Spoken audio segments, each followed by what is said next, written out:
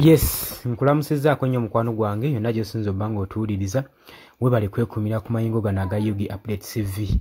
Ngenda ku maaso n'okwebaza gwe mukwano gwange gwe muwuliriza waffe yamaze ebbanga ng'ogoberera gye tukola ng'otambula wamu naffe ku Yugi Update TV nti okola ky'amaanyi nnyo webale ogwo mulimu gw'okola ogw'amaanyi ogw'obutaweera okulaba nga naawe ofaayo nnyo okuba ng'otuwuliriza.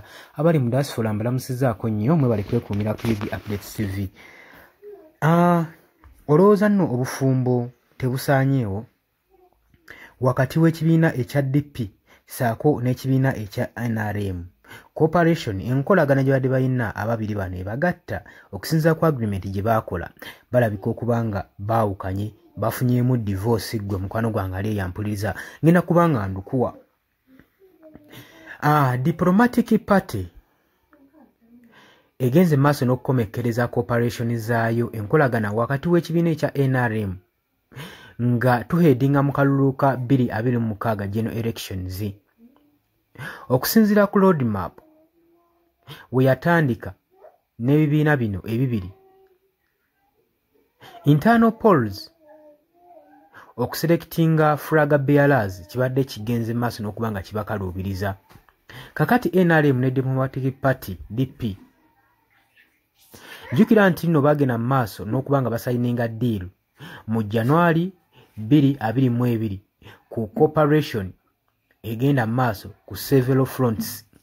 Deal eno yali egendereddwamu okuganya parties President Norbert Mao okusobola okulaba nga occupyinga vacant cabinet minister position abeere nga Minister of Justice and Constitutional Affairs. Ekibadde kigenda maaso n'okuba nga kino ekifo akyakitambuza n'olunaku olwaleero. Kaakati deal eno yagezaako okuba nga ewa omwaganya ekibiina kino ekya DP naddala Secretary General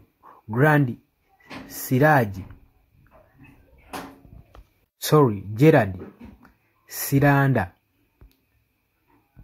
kubanga kimukasuka deal eno emukasuka mu East African Legislative Assembly nga supportingiddwa oba nga yambibwako n'ekibiina ekya NRM registrars okulaba nga afuna numbers mu parliament y'eggwanga.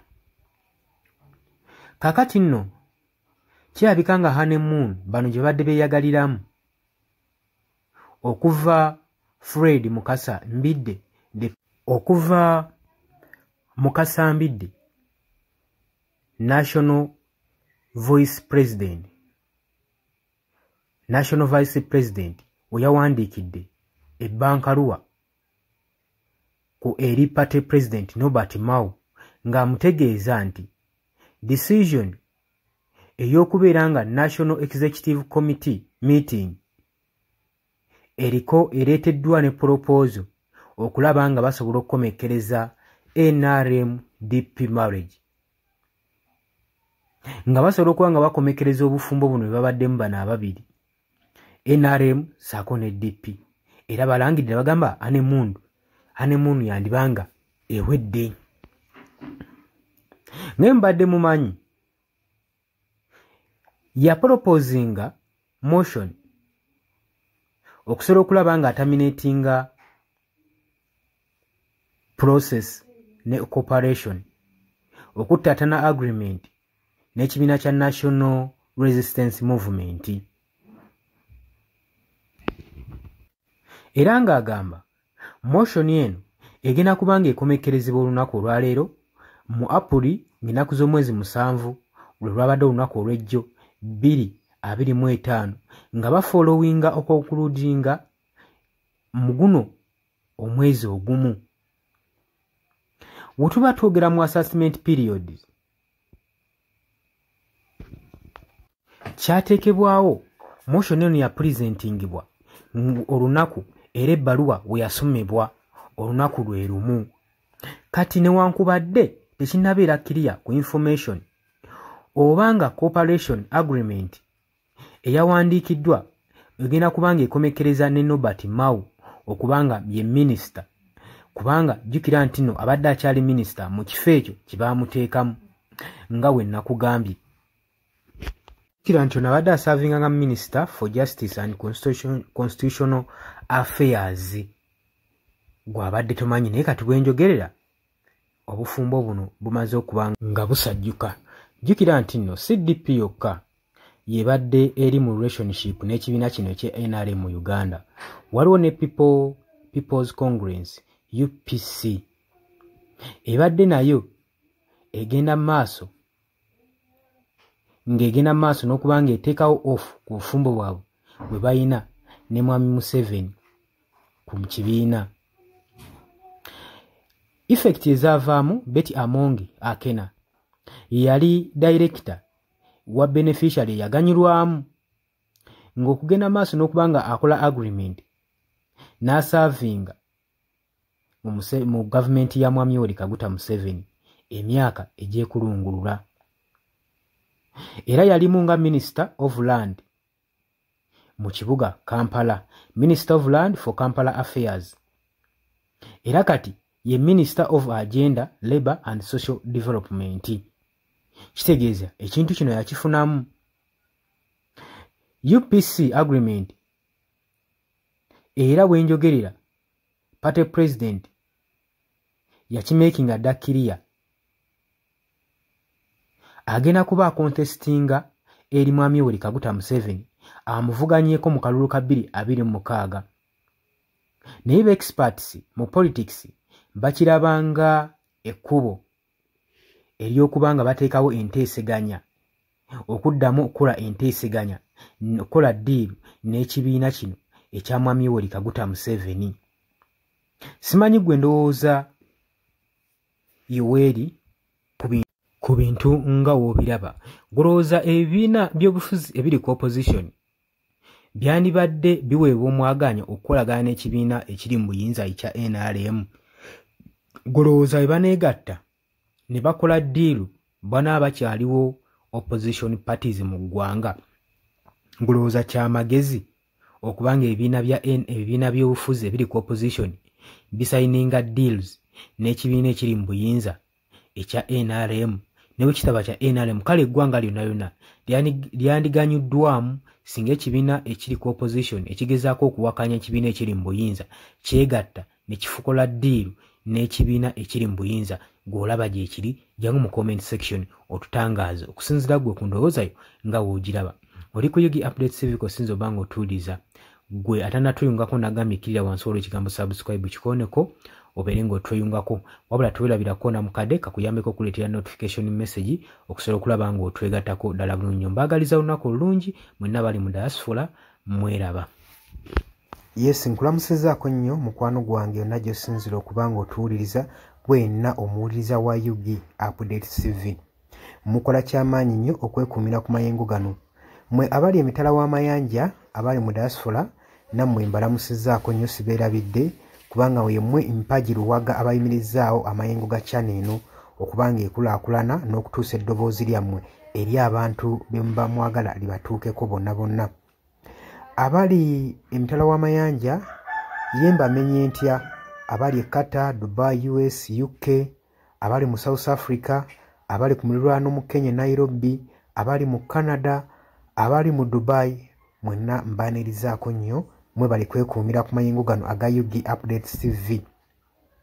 Kakati nno era mu ngeri y'emu twagala obbategeeza mikwano gyaffe nti ennamba y'essimu gye tutadde mu WhatsApp gy'olaba eyo eri mu kikala ekimyufu eri mu People Power Color.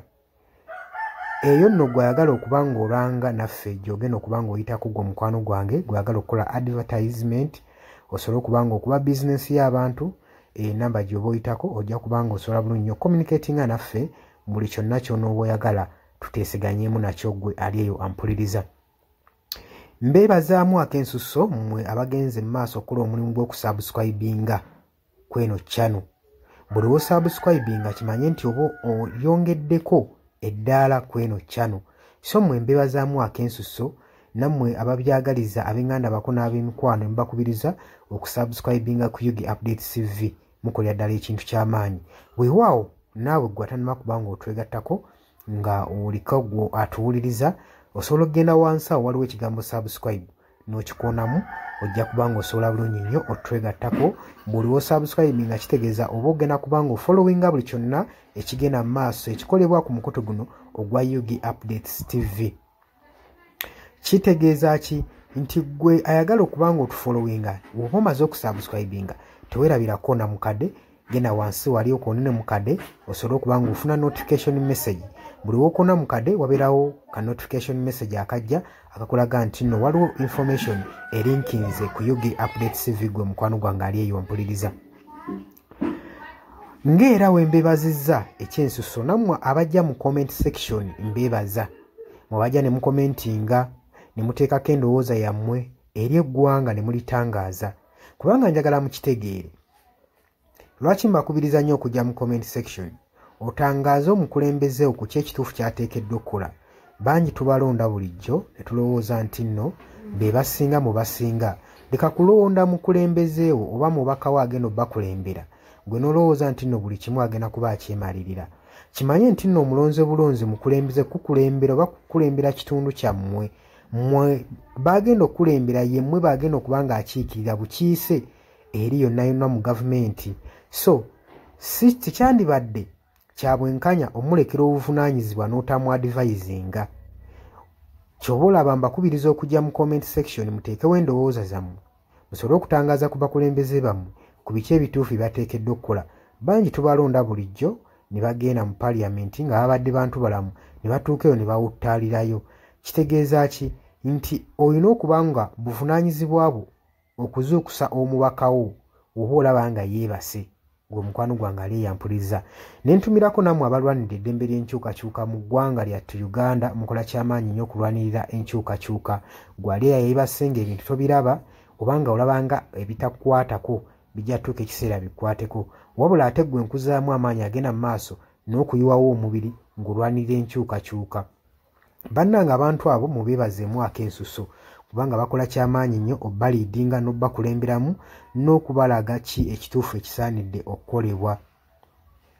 Mukimanye mu nsi we tuba tubaako bye tulwanirira oba bye tuluubirira si lwakuba nti nno tukolerera oba abasinga bayinza olowooza nti omuntu ogenda mu maaso n'okuba nga alwanirira enkyukakyuka alina bye yeeyagaliza nga ye omuntu. Kino njagala okukibategeeza nti mu kulwana ebiseera ebisinga weewaawo tetufuna ekyo kye tuba twagala kye tuba tuluubirira. Naye okulwana tusuubira buli wano mu kulwana tuba n'essuubi nti tusobola okufuna ekyo ekitugwanira.